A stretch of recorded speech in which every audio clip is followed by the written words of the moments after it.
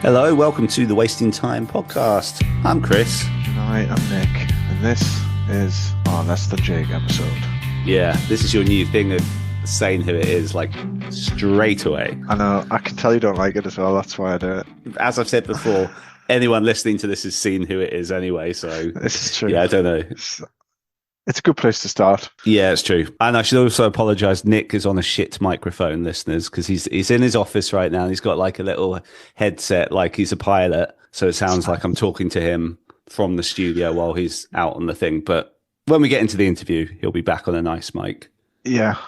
Well, and just on that point, majority of our guests, so it's the two of us are usually relatively good quality because of our mic setup, but maybe not 90% of the time, 80% of the time our guests are like on via AirPods or whatever. So like, or literally just through their laptop speakers and laptop microphone. Exactly. So do you know what I mean? Our listeners have to put up with that. So I'm sure they can handle Fair point. My kind of mid-tier audio. Well, before we go to less than Jake related stuff, is there anything you'd like to discuss in this little intro section? I would like to give a big shout out to Amber Pacific and their new record that came out today, because it is so good. Yeah, okay. Yeah, so Amber Pacific, we should say, we had Will, the guitarist, on our podcast about this time last year. I've stayed in touch with him since. Nicest guy. And he was kind enough to when this record was wrapped a few months ago, he sent it over to me, which I shared with just yourself. So don't worry, Will, I didn't spread it around. But yeah, you've been loving it ever since I sent it to you, haven't you? Yeah. It's like, for me, like, they've definitely kind of reinvented themselves a little bit. It's not like the Amber Pacific of the early 2000s. It's a proper pop punk record. And I just think it's like really, really strong, and one everyone should check out. Yeah, it has some really fun songs on there. Standouts for me. This is a song that they did when they had a guy who wasn't the original singer who came and did one record with them about 15 years ago. And this was a song that was on that record it's a really fun song called The Good Life, and they've re-recorded it. And I like that in the brackets they've called it Matt's version, as in Matt, as in the original and now returned current singer. I think that's a nice touch. Yeah. And then there's lots of cool things here, like little off the cuff things here and there. Like there's that Flogging Molly type one, isn't there? I'm looking at the track listing now, and I can't remember which track is which from name, because I think when Will sent it to me, I just saved them on my Apple Music at the time with just like track 1, 2, 3, 4 or whatever. So I can't remember specifically which one. It's around about track 5 or 4 or something. Young and Reckless, maybe the one you're thinking of? No, Young and Reckless is meant to be. Yeah, Young and Reckless is one of the singles. Which cool. No, great record. I think it's one of going to be one of the strongest pop punk albums of 2025, in my opinion. Obviously we'll see what else comes down the way, but and I hope they do really well out of it, because they've always been a good band. Lots of people love them. I'd like to see them on some good festivals, good tours and stuff, because I think they're probably keen to do stuff like that, and they deserve it. And big shout out to Manic Cat Records who've put this out. Manic Cat Records we've kind of dealt with before, because they did the recent show off stuff, and there's good people that work there. So good team all around. Check it out. I guess the other new release, which you've kind of been quite into, the new Grayscale record. Right. Yes, that's since our last intro. That's right. Yeah, I think that's really strong. I think the songwriting's really good. Yeah, I think it's very, very well put together album. Like, it's pretty strong end to end. There's couple of songs on that record that stand out to me. Is it a landmine? Through the Landslide. And there's one right on the tail end of the album. What's it called? Not Afraid to Die. Yeah, which is a song they've had kicking around for a while, but there's a reason why they've it's been kind of at the forefront of their recent catalogue. Yeah, they're the two strong ones for me. I think it's not really up my street, kind of style wise. That's a bit more down your road. Kind of got a very main kind of Mayday Parade, Maney kind of 1975-y kind of vibe. Yeah, you put it put it in that like category, I'd say. in those categories. So yeah, if you're a fan of those bands, then check out that new record from Grayscale, because it is a great record if Yeah. if that's your cup of tea. There's a new one from 408 featuring Rivals today. Don't know if you've heard that. It's Okay. called Incomplete. It's a bit on the heavier side. Chorus is Right. banging though. So yeah.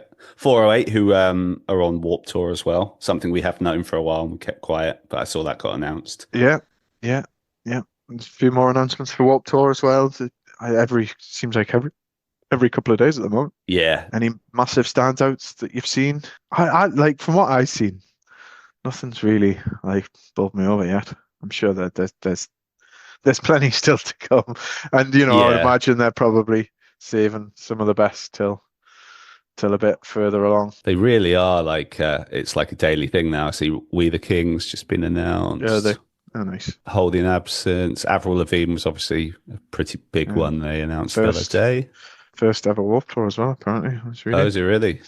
Never done it before. I mean, she was kind of mainstream pop road. Yeah, wasn't she? so Like, she was almost out of that world a little bit. Yeah.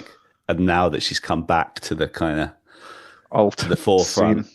Yeah, and she's just kind of integrated with it a bit more this time around, I feel. Cool. Well, we'll look out for any big announcements on that front. You were saying Skiba turned up on stage last night with Blink? Yeah, so Blink were doing a charity, I assume it was for the LA Fires. Did a charity show at the Hollywood Palladium last night with Alkaline Trio, and everyone was speculating whether they would do something together. And I mean, if listeners haven't seen this already, just go on social media and search for it. But Skiba came out and did Bored to Death, and it was all seemed very lovely, which was cool. Did Tom sing at all on it, or? Yeah. He was yeah. Well. So Skiba sung his verse and his pre-chorus bit and stuff, and Tom DeLonge was playing guitar and doing the the woes that come in after the second chorus, and him and Skiba were doing that bit together. And he came like put his Whoa. Okay. Ken put his arm around him and stuff. But yeah, it's all very nice. Yeah, I mean, don't think there was any bad blood with that whole process, was there? It would appear not. Yeah. Cool. Right, should we get into this episode? Yeah, let's do it. So yeah, we had JR from Less Than Jake, who both of us have been listening to probably as long as we can remember at this point. Yeah. Absolute kind of legendary veterans in our world. And yeah, we spoke to him around the release of their EP Uncharted. So we discussed that a lot.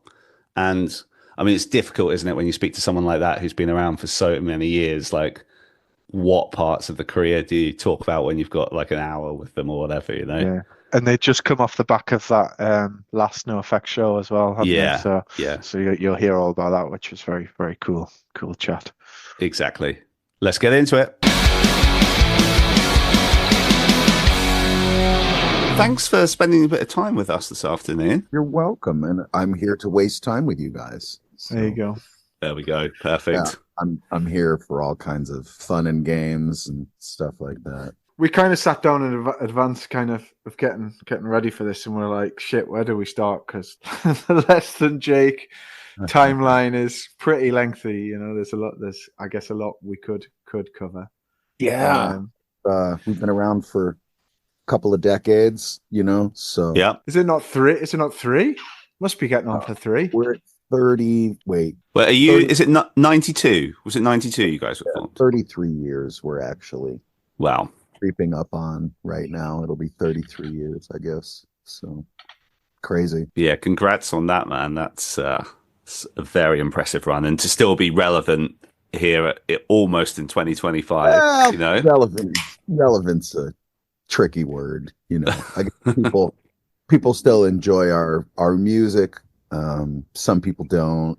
I just actually saw a comment yesterday on a post that we had for our new EP that just came out, and said, I guess I don't like Less Than Jake anymore. And I was like, oh, so sad. There's 50 people that are new that came that do like it. So it'll be missed. But I guess it's like anything else, in life. Sometimes in relationships or friendships or whatever, you're really close with somebody for a while, and then you sort of drift apart after a while. And it doesn't mean that you stop being friends with that person, but just maybe it's not as intense of a relationship.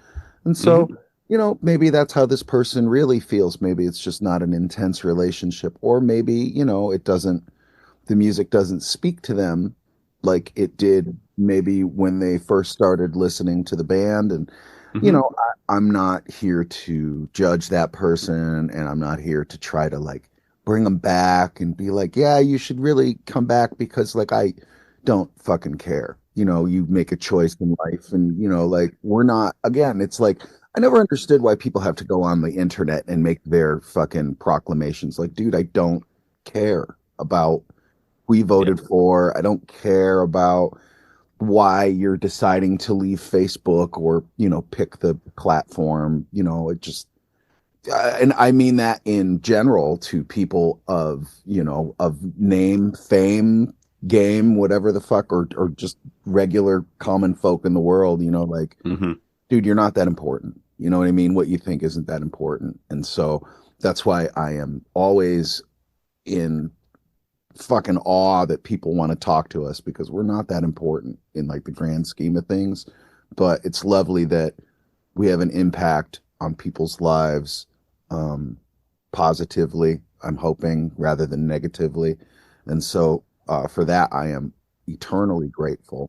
But I still don't understand why people want to fucking hear from us. Thank you for having me on. It's cool. I mean, just kind of just on that though. I mean, less than Jake. I mean, we're in our well, Chris is in his 40s now. I hit 40 next year, so kind of. Congratulations, you guys made it. Good job. But so kind of we've been around, and we were in bands we were in a band together in our kind of late Nice. teens, early 20s. And obviously Les and Jake were very much in and around our world and our scene.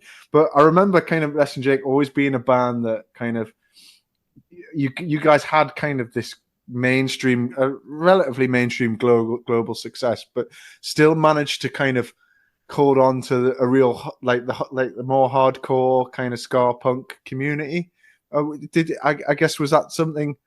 I mean, you say that people are kind of left you, kind of aren't prepared to walk away and not interested in Les and Jake anymore, but. They left us on red. Yeah.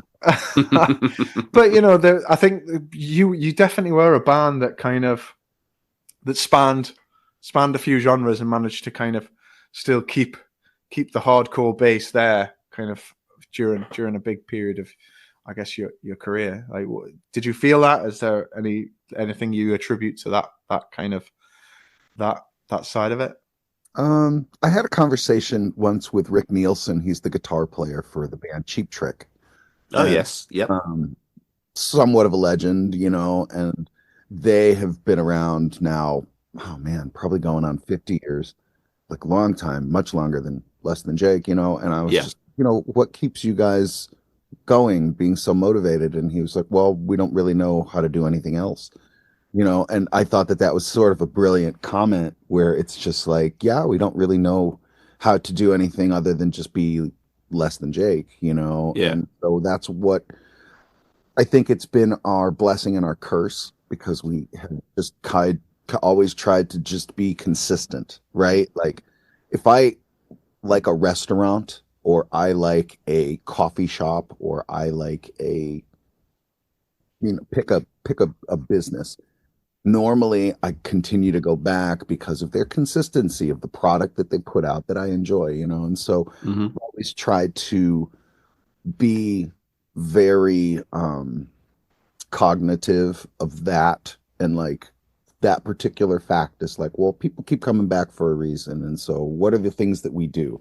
So being able to kind of like view your band from 30,000 feet, I hate using cliches like that, but being able to like view it from a distance and kind of go, oh, these are the strengths and these are the weaknesses, and so we should definitely focus on the strengths and not so much on the weaknesses. I think that is kind of basic bitch business shit. You know what I mean? Like, in anything that you do, like, your product has to be consistent. Like, my cousin owns a donut shop, two donut shops actually, in the state of where I live in Connecticut.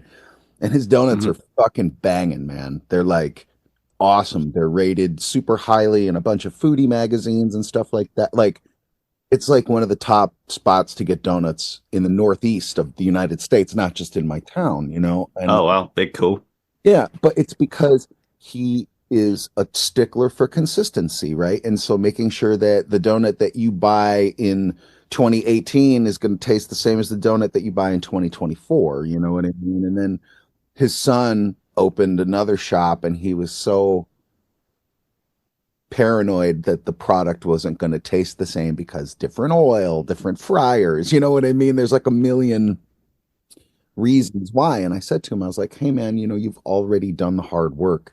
You've put out a good product. It's just staying with it. Like, you know what you have to do to stay with it. And it's the same thing when it comes to our band. Like, we know what works. And Hmm. sometimes maybe we want to try to, you know, it's like a car. You want to change out a headlight. You want to put some new rims on it, see how it looks. And, you know, like, it's always good to think in a forward way, and I always do think in a forward way.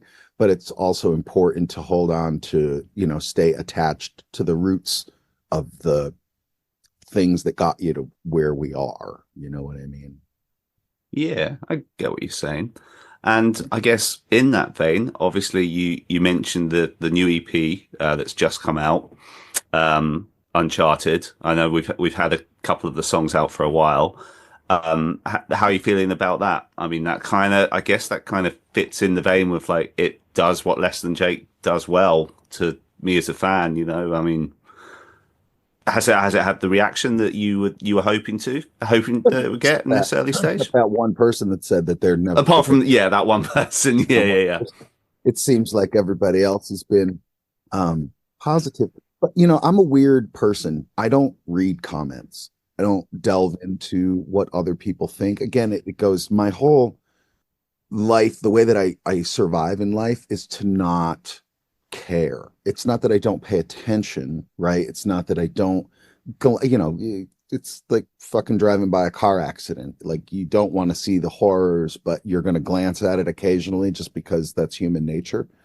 Yeah. But in like a real sense, like I've resided myself over time that I am comfortable in my own skin. I'm not miserable in my life. I'm pretty happy with who I am. So any comments that I would have towards somebody else's art are irrelevant because my comment towards your art means nothing. It's yours. You created it. You did it, whether it's visual, audio, whatever. So what I think about it doesn't matter. It's not going to change it. It's not going to make somebody go, "Oh, I should really reflect on, you know, what this one person who has no fucking clue what they're talking about or doesn't do anything even remotely close to what I'm doing is feeling right now." Because again, I don't fucking care. I don't write songs for you. I write songs for me, right? And that's I know that that's really I don't want it to come off as I'm heartless or I'm uncaring because I'm very much caring, and it's I am so much of a caring soul that I have to kind of put these barriers up around me to keep myself from caring so much because fucking then I start getting mad and I turn into one of these raving fucking lunatics on the internet that screams into a vacuum about whatever they're screaming about, you know, and like there's just not enough time in the day. I'd rather spend that time writing songs or, you know, working on art or, you know, something that's satisfying to my soul, not just fucking, you know, worrying about what somebody feels about something that I recorded last year. You know what I mean? Like I'm so past the songs that we just released. We recorded them a year ago. And Right. Yeah. am I good with them? Hell yeah, I'm good with them. I think they're the best songs that we've written up to this point in our career. And I think sonically everything sounds it jumps off the speakers. Nothing has gotten me more excited than these songs, you know, but I live in the now and like those songs to us as a band, they're more than a year old since we've recorded them at this point. And like, Hmm. you know, yeah, we love them and we're excited to start recording new stuff, you know. So, mostly the feedback that I've heard that we've gotten has been really positive. Um, Lovely. But again, like when it comes to like negative comments and stuff like that, you're allowed to have everybody's allowed their opinion, just don't be surprised if people don't care or pay attention to it.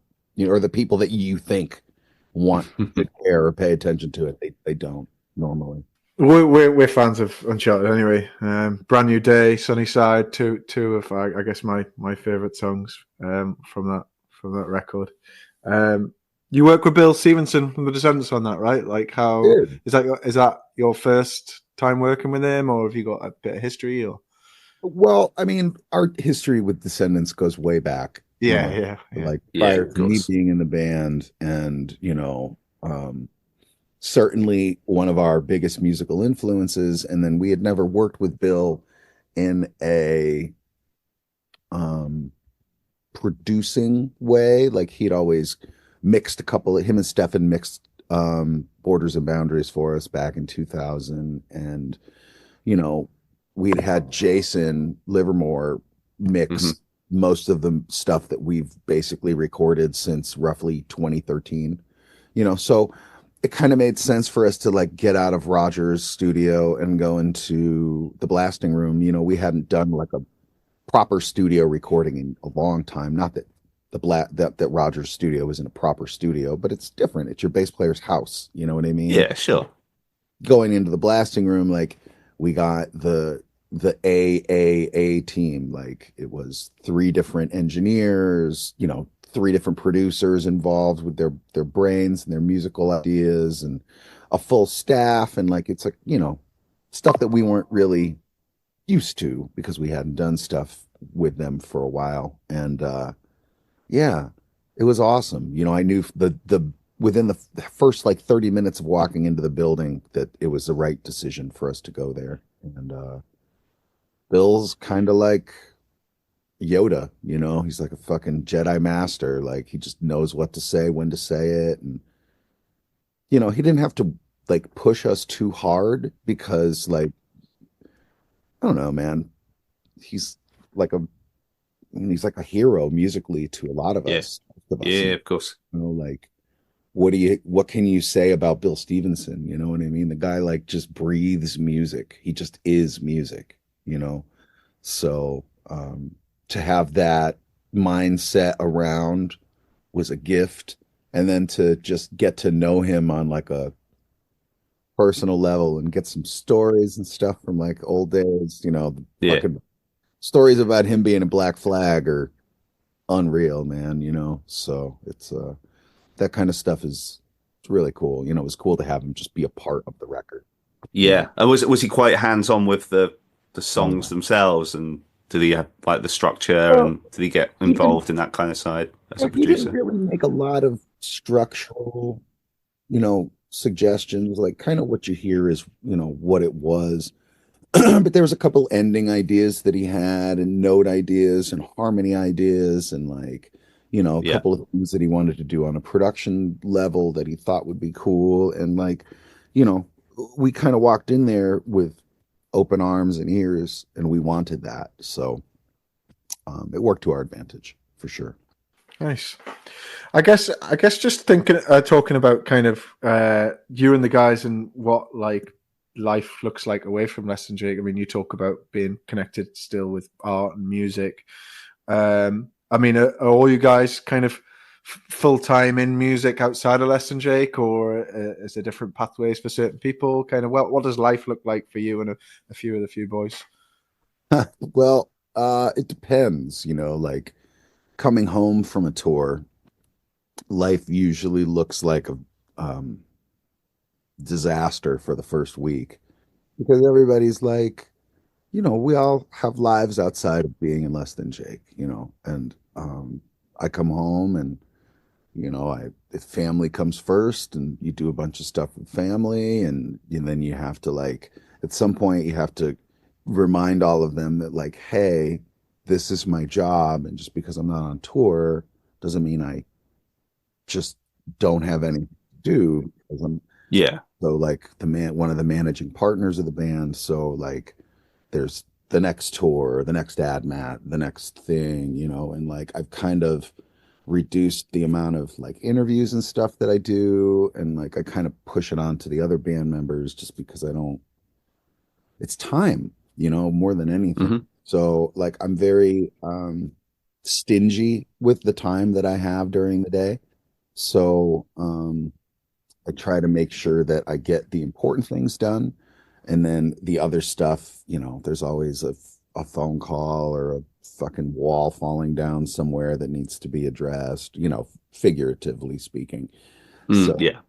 we I try to be thoughtful of my private time, because for years I never took time off. But now it's like I'm very much 9 to 5, when it comes to Less Than Jake. And it Yeah. bums a couple of people out, but I've always said like I don't want to take away from your passion. And if a passion hits you at 8 o'clock at night or 9 o'clock at night and you have to like tell me in an email. Don't text me. You know what I mean? Don't call Yeah. me. Okay. I'm not gonna like your passion. I don't want to take that away from you, but my passion stops it this time because I want to just be a human being for a little bit and like, I don't know, watch a football game, watch a baseball game, like talk to somebody that's not in my band or about my band. Right. Like it's what a wild concept that people don't want to talk about work. I always say that. I always just like, well, do you talk about work when you get out of work? And like a lot of people do. They do talk about work because they want to work through their problems, with their Oh friends. yeah. Because everybody's got a fucking work problem, right?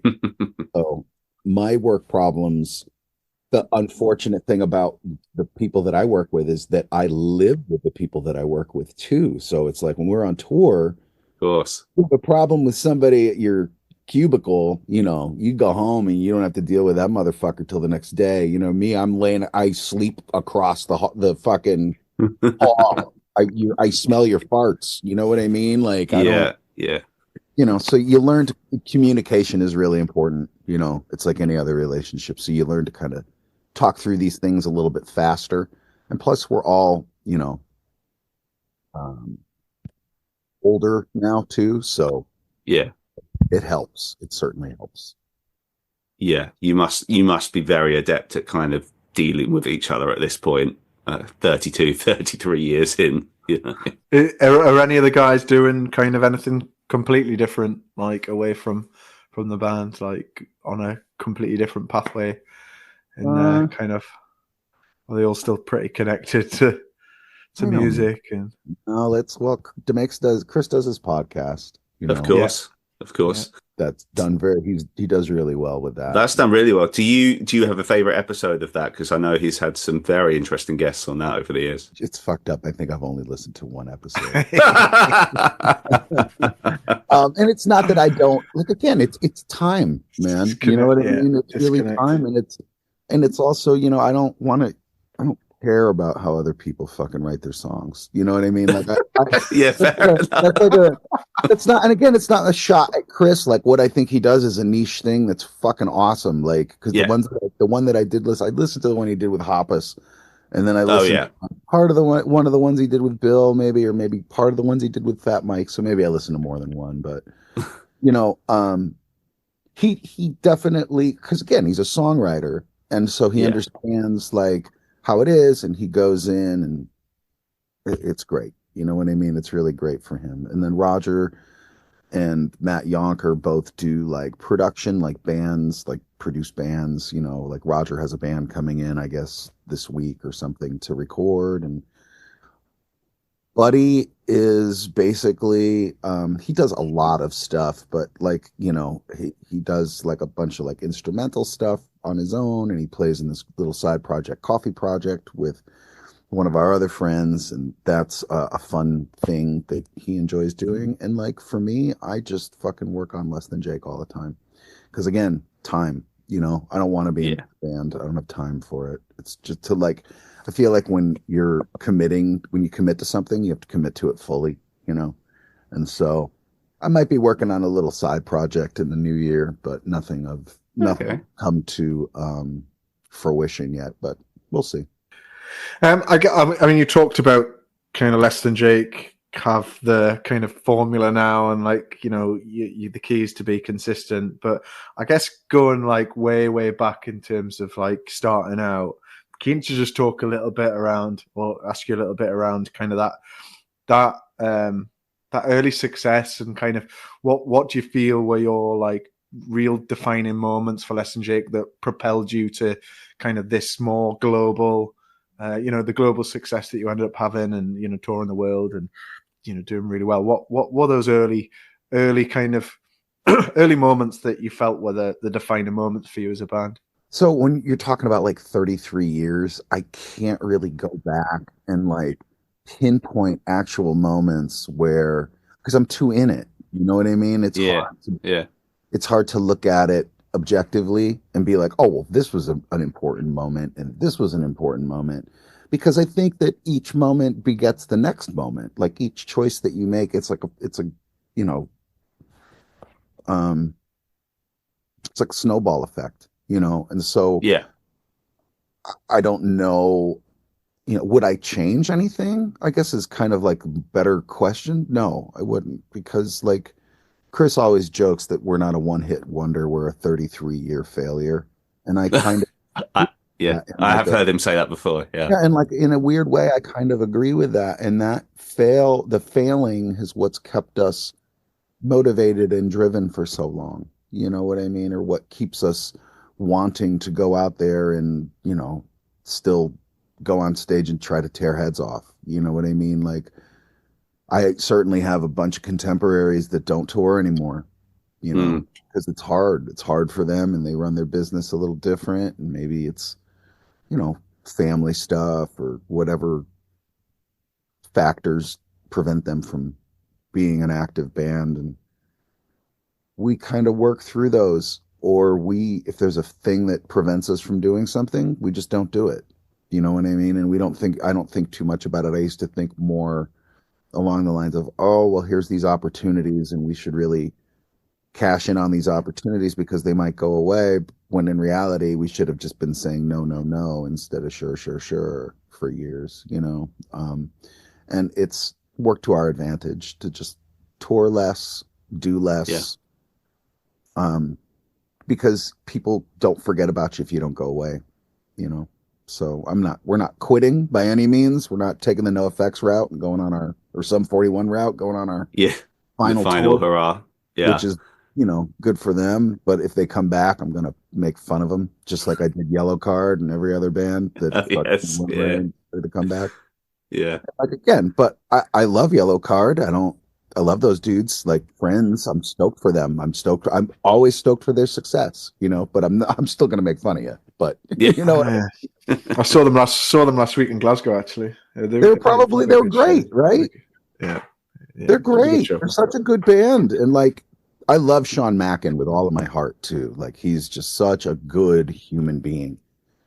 Actually, they're all just good guys. So it's easy to root for good people, but it's always fun to bust their balls too. Just cool, Nick. I was just going to say, just on the NoFX, the NoFX thing. Obviously, we saw all the footage. I don't talk about online. Quitters. I don't talk about quitters. So if you want to talk about, can you at least talk about that show though and that weekend? Because I mean, it looked insane. Like,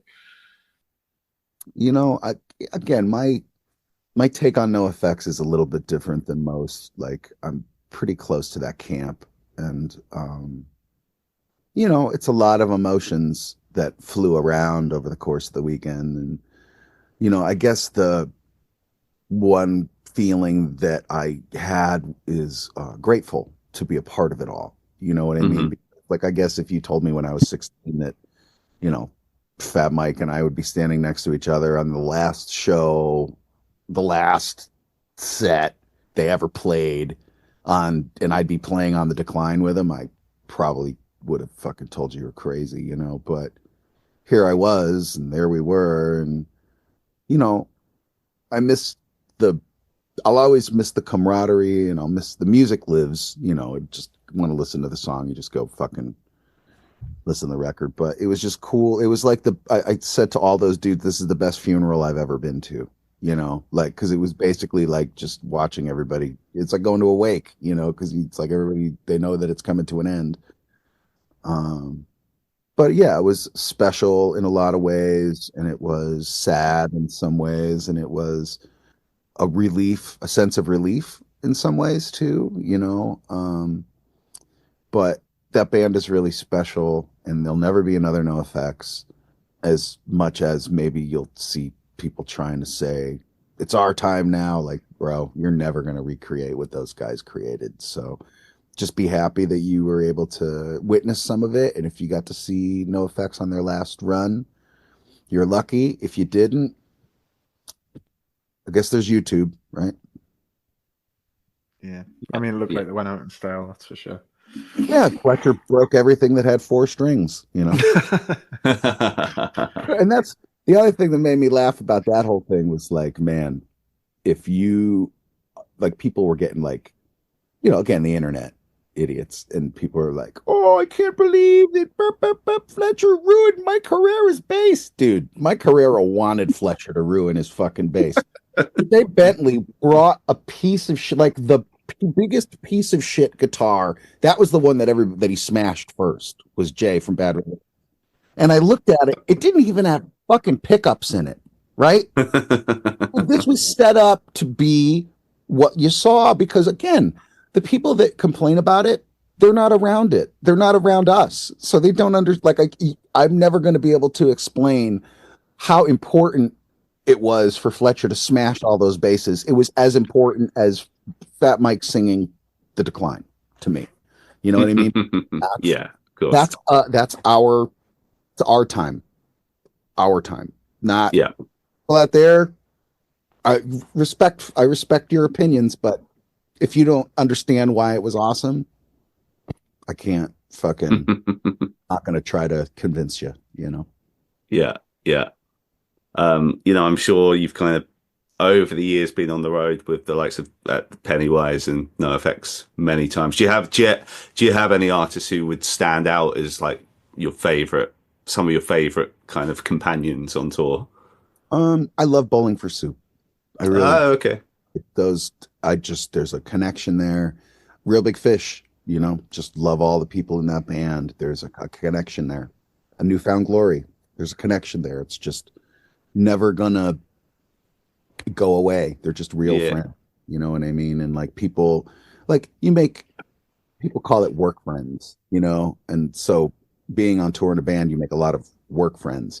But like those are people that like I would hang out with just in general. They would be my friends in life. You know what I mean? If I had met them in other circumstances, they would be my friends in life. So I'm happy to know them all. Yeah, nice. Is there any kind of, obviously you've got such a big touring history, but are there any kind of bands that have just never that have never happened touring wise that you would like to tour with?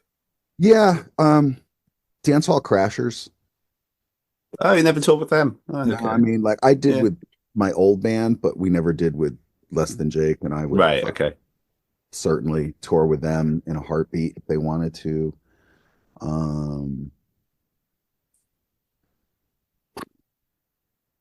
know. We've toured with so many of the people that we wanted to. Green Day, I guess. I don't know.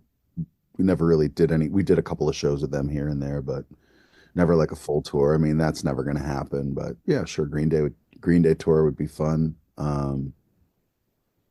Offspring. I would like to do a tour with Offspring. That would be good. That seems more of a possibility than the other one that I mentioned with Green Day, so who knows, man. Again, all I can do is make half the decision and say yes if it's offered, but it needs to be offered first. So Dexter Noodles, if you guys are listening to this, let's go. Obviously you've been over our way many times over the years, and I think you're announced for Slam Dunk again next Yes. year. I mean, it's always a pleasure to see you at Slam Dunk, so that's great. Do you any particular favorite spots in the UK? Where, it can be in terms of venues or cities or whatever. Any kind of fond memories you have in particular places? Um, like I said, there's London's always been a special city. Like we did fucking 3 nights sold out at the Astoria, at one point. That was Hmm. a cool moment in our band's history. I always loved Manchester. Glasgow has its moments that's just always fun. I've never not had a good show in Glasgow, I guess.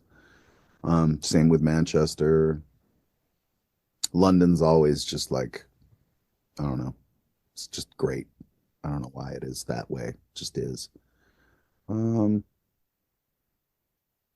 in Cardiff, the last time we were just in Cardiff, we hadn't been there in a long time, and it was pretty special.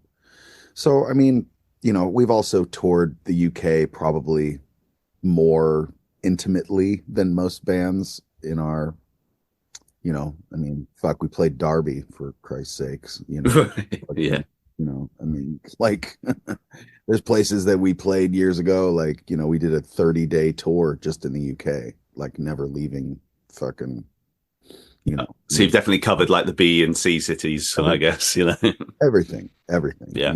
and it's it's always interesting when we play like a place like Hull, where I'm Right. Yeah. fucking lives in Hull, man, but like, hey, we're gonna play there, and it was a good show, so Yeah.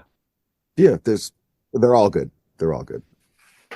What about kind of globally then? What's like what stands out globally as like the weirdest and wonderful places that you've been over the years? Like any wild, scary places? Yeah. Yeah, Japan's always a wild scene. We were just in Australia and New Zealand, and both of those places are always like crazy. Melbourne, specifically in Australia, was wild. Uh, Mexico, when we went there, people were nuts. South America, like Brazil, is always fucking people are crazy. But like again, it's everybody just kind of has their thing that makes them stand out amongst everybody else. But all the shows, it's still pretty much the same, like energy transfer between us and the crowd. And sometimes it's there, sometimes it isn't, it's just how it goes, So, but most of the times it's pretty great. I guess with that in mind, then what does like 2025 look like for you guys then at the moment? Because I mean, last time I looked, you only actually had Slam Dunk kind of So yeah, in the diary. In about 40 minutes, we're about to announce our Wake and Bake weekend in Gainesville, Florida, over Okay. St. Patrick's Day. And the bill, I can tell you because it's going to be announced soon. The Yeah, bill, well, it'll definitely be out by the time this is out. So yeah. the bill for the 2 shows. There's 2 shows, March 14th and 15th. It's in Gainesville, Florida, and the bill for the 2 shows definitely is Less Than Jake, Suicide Machines, and Against All Authority. And then we have Omnigon and Kill Lincoln on one show, and Half Past Two, and oh my gosh, I'm forgetting the other band. But there's 5 bands each night, and we're going to be doing some stuff in town in Gainesville. It's like a whole weekend that we put together for our fans, and so Oh, amazing. we'll be able to come be a part of that. We did it for a few years, and then we stopped doing it, and then we tried to rebrand it and bring it to Jamaica, but there were some hurricanes and some logistical shit that just didn't work. So I was like, well, the pivot is to just bring it back to Gainesville, which is what our fans really Keep it wanted local. anyway. So that's what we're going to do.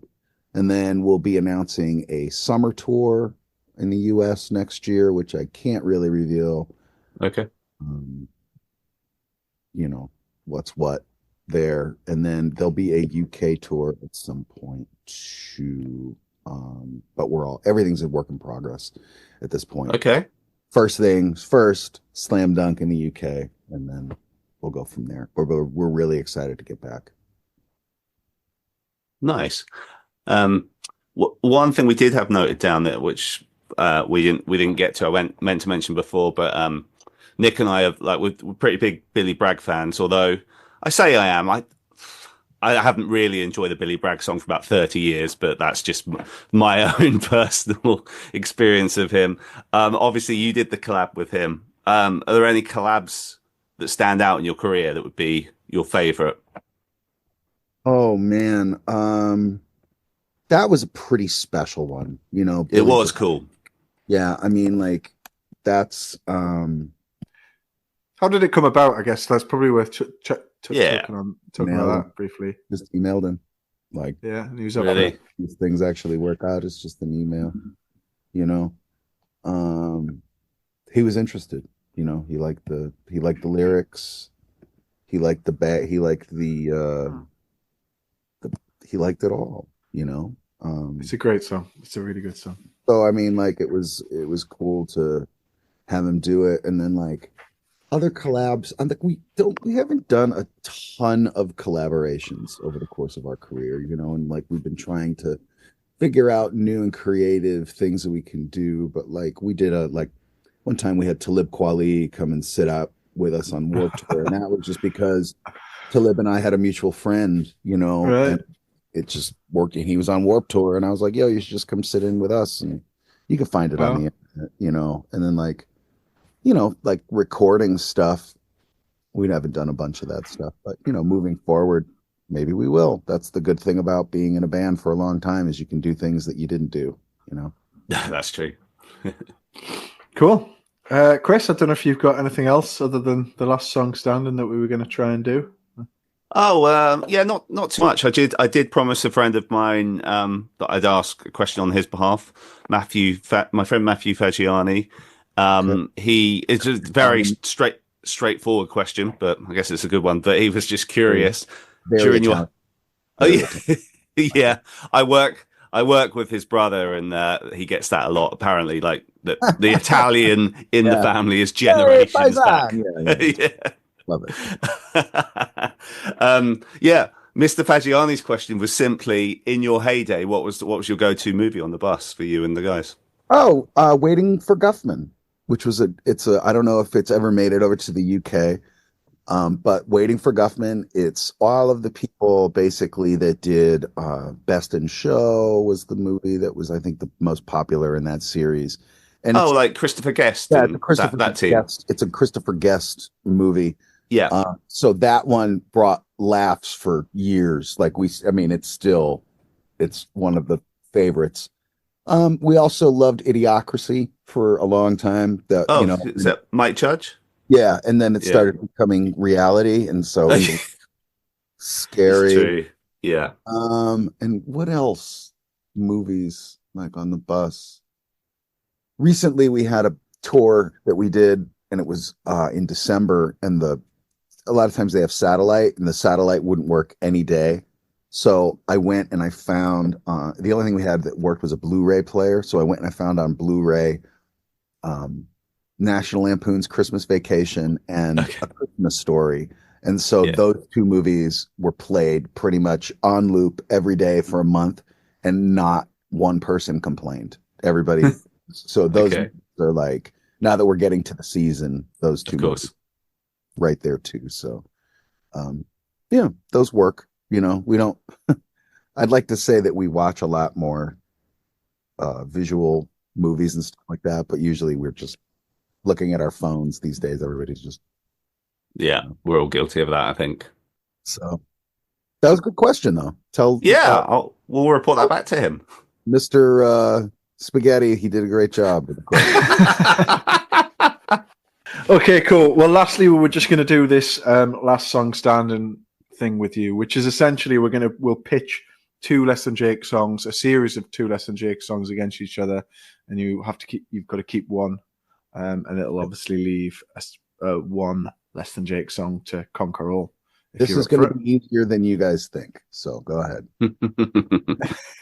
Right, let me get the list in front of me. So Nick, I don't know if you want to fire first or you want me to. So first two tracks, Johnny Quest or Brightest Bulb, Screws Fall Out. Brightest Bulb. Brightest Bulb or Broken Words. Yeah. Brightest bulb. Brightest bulb or rest of my life? Rest of my life. Rest of my life or history of a boring town? Oh, rest of my life. Rest of my life or Gainesville Rock City? Gainesville. Gainesville or the science of selling yourself short? Science. Science or all my best friends are metalheads? Getting in the business end here. Yeah, wow. I'm gonna go with science. Oh, okay.